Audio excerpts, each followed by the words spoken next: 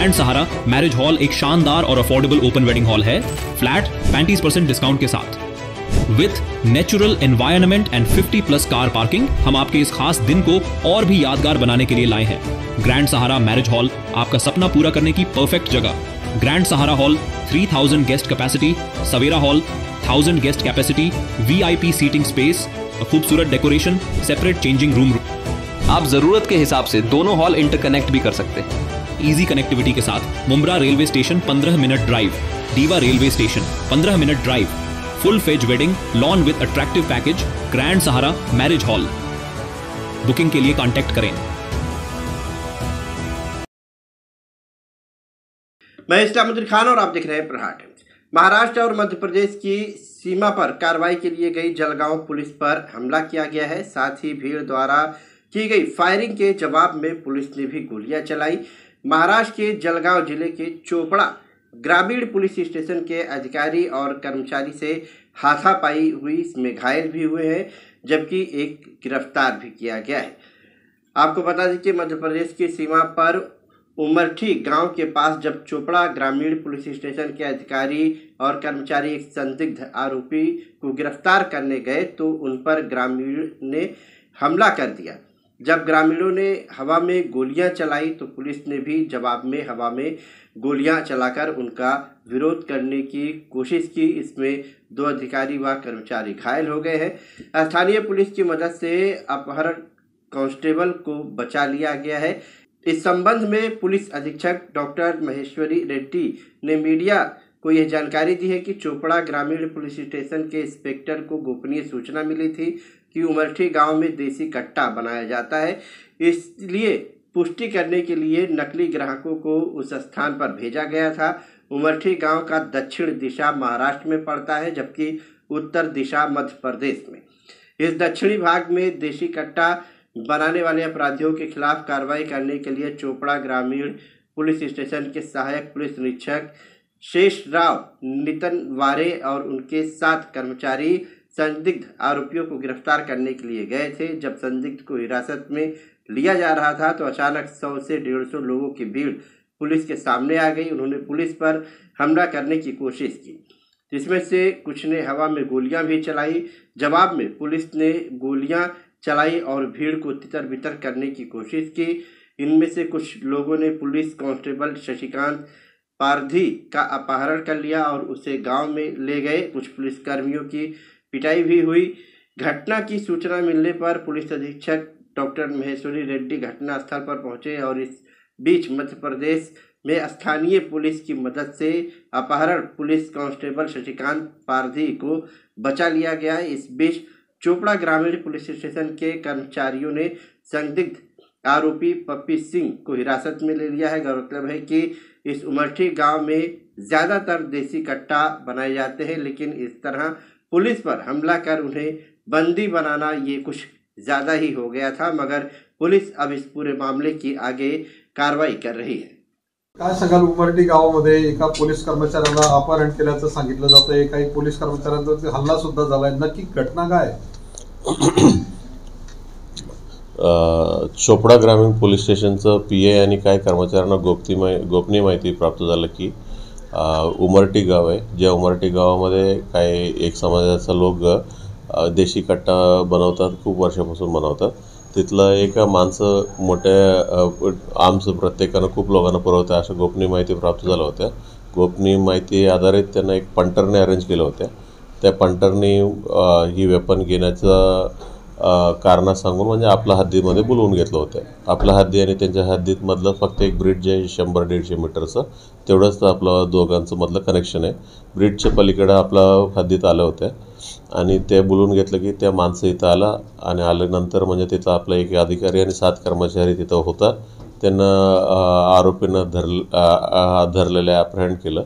त्याच्यानंतर अचानकपणे त्यांचं पलीकडचं ते समाजाचं 100-150 लोक अचानकपणे आपला पोलीस स्टाफ जवळ आलं आणि पोलिसांवरती हल्ला करायचा प्रयत्न केला आणि ते मॉबपैकी कोणतरी एक दोन बुलेट हवेत फायर केलं।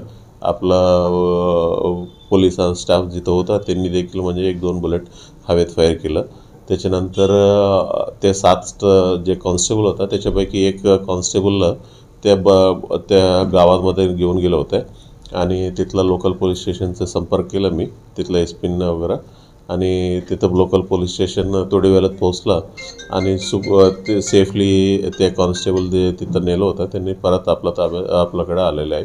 त्यांना काही विशेष जखमा वगैरे काही विशेष लागलेलं नाही आहे आणि जटापट्टीमध्ये आपला एक अधिकारी खाली पडला होता आणि त्यांना लेगचं स्वेलिंग दिसत आहेत, थोडा जखमा दिसत आहेत आणि ते वगळून बाकी इतर विशेष काय कोणाला काही मोठा काही जखमा झालेला नाही. आणि त्याच्यानंतर जे आरोपी होता वेपन्स, ते आरोपी एक पप्पी सिंग म्हणून आरोपी आहे, ते आमच्या ताब्यात आहे, त्याला अटक केलेलं आहे. आम्ही गुन्हा आता दाखल करणार आहे. त्याच्यामधलं अटेम्प्ट टू मर्डरपासून किडनॅपिंग सर्व कलमा लावून आम्ही गुन्हा दाखल करते आणि गुन्हा दाखल करून उरलेल्या आरोपींचा, म्हणजे ही हद्द आपली नाही आहे, मध्य प्रदेशची असल्यामुळे त्यांचा पोलिसांचा संपर्क साधून आणि त्यांचे उरलेल्या आरोपींना अटक करण्याचा आम्ही प्रयत्न करणार आहे. सर, किती कर्मचाऱ्यांना अपहरण झालं होतं, किती कर्मचाऱ्यांना आपण सोडून आणलेलं आहे? एक कर्मचाऱ्यांना त्यानं नेलं होतं आणि ते तिथलं जे गावाचा लीडर्स असतील, सरपंच, हे लोक म्हणजे कंटिन्यू संपर्कातच होता आपल्यासोबत. म्हणजे त्यांनी तिथलं पोलीस, जे लोकल पोलीस आहे, त्या लोकल पोलीस स्टेशनला त्याला पोहोचायला 1 तास लागलं होतं. ते पोहोचलं बरोबर म्हणजे आपल्याला आपल्याकडं येऊन दिलेलं आहे. सर, किती कर्मचारी या ठिकाणी गंभीर जखमी आहेत का? गंभीर असं म्हणता येत नाही आहे. म्हणजे 2 लोकांना पायाला लागलेलं आहे, म्हणजे त्यांनी हॉस्पिटलाइज केलं. एक्सरे वगैरे काढल्यानंतर त्याला स्वेलिंग दिसतंय, एक्सरे वगैरे ही गोष्टी काढल्यानंतर आपल्याला समजेल. सर, असं एक सांगितलं जातं की ह्या कॉन्स्टेबलला जे अपहरण केलेलं होतं त्याच्या बदल्यात आरोपीला सोडण्यात यावं अशी मागणी होती त्यांची. त्यांनी काही बोलले, म्हणजे त्यांना आपला कर्मचारी आपल्यापर्यंत आलेला आहे, म्हणजे त्यांना जे कोणी आरोपी होता, आरोपी आता आपला ताब्यात आहे, त्यांना अटक करण्यात येईल. याची सराईत गुन्हेगार आहे सर, हा जो आरोपी पकडला आहे आपण? त्यांचे गुन्हेगारी किती गुन्हा दाखल आहे ह्याचं शोधावं लागेल मला. बट इन्फॉर्मेशन अशी आहे की म्हणजे त्यांनी वेपनचंही खूप वर्षापासून हेच काम करते असं माहिती आहे. उमरटी जे गाव आहे, आतापर्यंत इथला बंदुकांचा जो काही गावठी कट्ट्यांचा जो काही व्यवसाय अनेक वर्षांपासून आजपर्यंत त्याला थांबण्यात पोलिसांना यश आलं नाही असं पाहायला मिळते की खूप कारवाया होतात, पण प्रत्यक्षात काम कधी थांबलेलं? मागच्या वर्षी एकूण 68 कारवाई केल्या होत्या. ही सर्व 68 कारवाईमध्ये जवळपास 100 देशी कट्टा पकडले होते. ही सर्व कारवाई उमरटी गावातल्याच आरोपींचंच होत्या आणि यावर्षी देखील म्हणता महिनाभरात आम्ही 5-6 त्यांचा गुन्हा दाखल केला आणि त्याच्यातलं देखील म्हणजे जे देशी कट्टा जवळपास 12 आम्ही पकडलेला आहे आता महिनाभरात. आणि सर्व कारवाई आमचं नेहमी चालू आहे आणि नेमकं ही गाव आपल्या हद्दीत नाही आहे, म्हणजे आपलं बॉर्डरचं नदीचं पलीकडे त्यांच्या हद्दीत आहे. पार उमरटी म्हणतात, मध्य प्रदेशमधलं आहे. सर, म्हणजे 2 जखमी आहेत, त्यांची नावं काय? 2 जखमी जे आपले कर्मचारी आहेत त्यांची नावं? एक आहे API आहे, नितनवर आहे, आणि दुसरा एक पारधी म्हणून कर्मचारी आहे, किरण पारधी. ज्याला अपहरण केलं त्याचं नाव काय? शशिकांत पारधी. त्याला बंदिस्त करून ठेवलेलं होतं, त्यांना पकडून ठेवल्या होत्या थोड्या वेळासाठी आणि तिथला पोलीस. किती वाजली घटना आहे ही सर्व घटना म्हणजे साधारणतः 6:15 वाजता सुरू. ज्या पद्धतीने बंदिस्त केलं होतं सर, त्यांची मागणी होती की आमच्या माणसाला सोडा, आम्ही तुमच्या माणसाला सोडू. असं काय घडलेलं नाहीये. कशा पद्धतीने आपण असं काय घडलेलं नाही. आपले कर्मचारी सुटका कशी झाली?